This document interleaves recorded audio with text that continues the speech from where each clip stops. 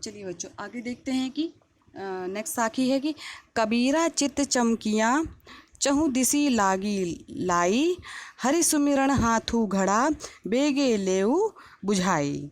इसमें संदर्भ तो आपको पहले की जैसे ही लिखना है और जो इसमें प्रसंग है, प्रस्तुत साखी में संत कबीरदास जी ने संसार के दुख को मुक्ति पाने का एकमात्र उपाय ईश्वर का स्मरण बताया है कि अगर हमें संसार के दुखों से आज़ाद होना है, ठीक है, तो हमें केवल ईश्वर की भक्ति करनी हो चाहिए और हमें उन्हीं को ही याद करना चाहिए।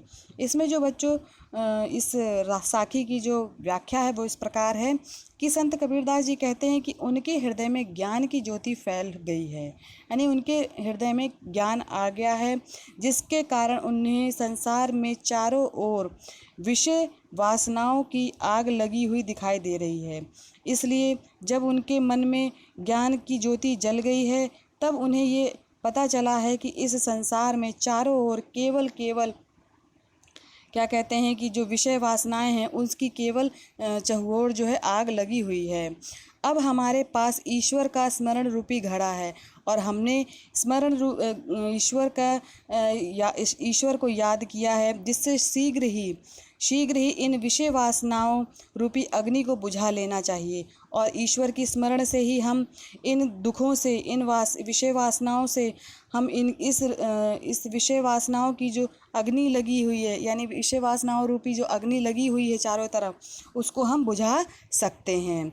भाव ये है कि बच्चों सांसारिक जाल से मुक्ति का एकमात्र उपाय क्या है? ईश्वर का स्मरण है। ईश्वर स्मरण के द्वारा ही दैहिक, दैविक और भौतिक दुखों से मुक्ति पाई जा सकती है। यानी कि अगर हमें अपने दैहिक, दैविक और भौतिक दुखों से मुक्ति पाना है तो हमें केवल एक ही सहारा लेना है, वो है बच्चों ईश्वर का स्मरण। इसके अलावा हमारे पास कोई और चारा नहीं है इन दुखों से निवारण होने के लिए। ठीक है बच्चों। अब इसमें जो काव्यगत सौंदर्य है वो इस प्रकार है कि भाषा जो है सदुक्कड़ी है, गुण प्रसाद है, छंद दोहा है, शैली मुक्तक है, रस शांत है, शब्द शक्ति अभिधा है। जो अलंकार है इसमें बच्चों अनुप्रास तथा रूपक अलंकार है। अनुप्रास अलंकार में चित चिमकियाँ लागी लाई में क्रमशः च और ल की पुनरावृत्ति के कारण यहाँ अनुप्रास अलंकार है।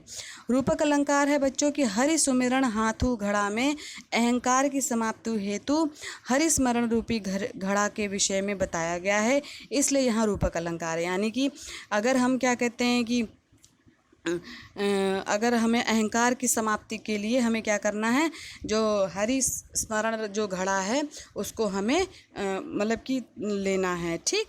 नेक्स्ट बच्चों साखी है अशुणियाँ छाई पड़ी पंथ निहारी निहारी जिबड़ियाँ छाला पड़ियाँ राम पुकारी पुकारी। इसमें बच्चों संदर्भ आपको पहले की जैसे ही लिखना है और जो प्रसंग है बच्चों प्रस्तुत साखी में संत कबीरदास ने विरह से व्याकुल जीवात्मा के दुख को दर्शाया है कि किस तरीके से जो जीवात्मा है वो दुखी होती है।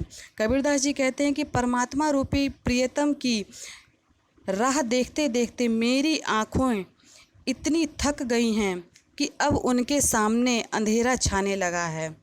यानी जो परमात्मा रूपी प्रियतम है, परमात्मा यानी कि ईश्वर रूपी जो प्रियतम है, उसको देखते देखते मेरी आंखें थक गई हैं कि उनको मतलब कि अब उनके सामने अंधेरा छाने लगा है और उनका नाम पुकारते पुकारते जीव में छाले भी पड़ गए हैं।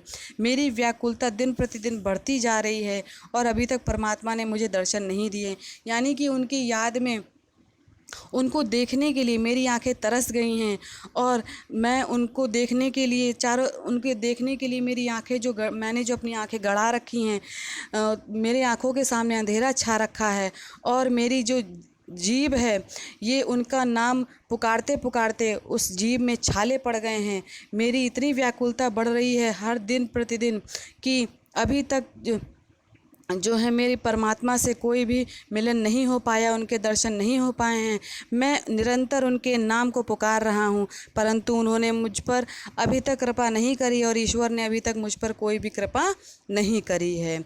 इसमें बच्चों काव्यगत सौंदर्य इस प्रकार है कि भाषा सदुक्कड़ी है, शैली मुक्तक है, गुण प्रसाद है, रस शांत है, दोहा शब्द शक्ति और अभिधा है।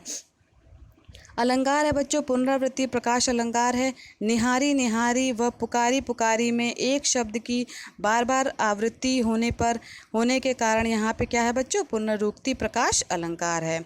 और क्या कहते हैं, अनुप्रास अलंकार है बच्चों। निहारी निहारी पुकारी पुकारी में क्रमशः न, ह, र और प, क, र वर्ण की आवृत्ति होने के कारण अनुप्रास अलंकार है बच्चों यहाँ पे। ठीक है बच्चों। अब देखते हैं बच्चों नेक्स्ट साखी है कि झूठे दुख को सुख कहें मानत है मनमोद, जगत चबैना काल का कछु मुख में कछु गोद। इसमें जो संदर्भ है आपको पहले ही जैसा लिखना है। प्रसंग है कि प्रस्तुत साखी में कबीरदास जी ने सांसारिक दुख व वस्तुओं को नश्वर बताया है। यानी जो सांसारिक दुख हैं और जो वस्तुएं हैं, जो चीज़ें हैं आपके संसार में व्याप्त हैं, वो नश्वर है, यानी कि वो नष्ट हो जाएंगी। ठीक है। इसकी व्याख्या बच्चों इस प्रकार है कि संत कबीरदास जी कहते हैं कि यह जीवन रूपी संसार क्षण भंगुर यानी कि समाप्त हो जाना और नाशवान है, ये खत्म हो जाना है। लेकिन फिर भी मनुष्य भौतिक सुख साधनों के उपयोग को ही सच्चा सुख मानता है। लेकिन ये जो मनुष्य है, तुच्छ मनुष्य जो है, ये इसकी क्या सोच है, ये यही सोचता है कि जो संसार में जो ये सुख साधन उपस्थित हैं, इन्हीं से ही सच्चा सुख मिलेगा। वह मोह माया के झूठे सुख को ही सच्चा सुख मानते हुए आनंद की अनुभूति करता है। और वो इस मोह माया के जंजाल में इतना ज़्यादा फंसा हुआ है कि वो इन झूठे सुखों को ही सच्चा मानकर उसी में खुश रहता है। ये संपूर्ण संसार काल अतः मृत्यु का चबैना यानी कि चना है। यह संपूर्ण संसार काल क्या है, मृत्यु का चबैना है।